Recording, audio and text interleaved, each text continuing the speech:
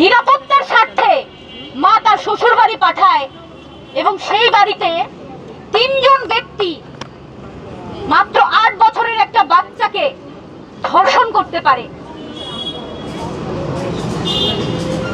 এই প্রশ্নটি আমরা আসলে কার কাছে গিয়ে করব? গত 2 মাস যাবত আপনারা জানেন যে জানুয়ারি মাসেই 108টা ধর্ষণের ঘটনা ঘটেছে, ফেব্রুয়ারি মাসেও প্রায় 85টিরও বেশি ধর্ষণের ঘটনা ঘটেছে।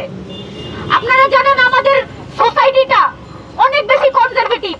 এখানে একজন নারী নিপীড়িত হলে সহজে সেই নিপীড়নের রিপোর্টটা থানায় গিয়ে কেউ করে না, কিন্তু সেই জায়গায় 1 মাসে যদি 108টা ধর্ষণ হয়, তারপরও যদি আমরা দেখতে পাই যে দেশের আইন ব্যবস্থার কোনো দৃষ্টান্তমূলক কোনো আয়োজন নাই, শাস্তির আয়োজন নাই, তাহলে একজন নারী হিসেবে কি করে এই দেশে থাকার সাহস আমরা করব?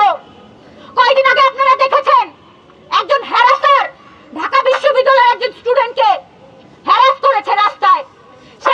সেই হ্যারাসারকে ফুলের মালা দিয়ে হাতে কোরআন শরীফ দিয়ে বের করে এনেছে। আপনারা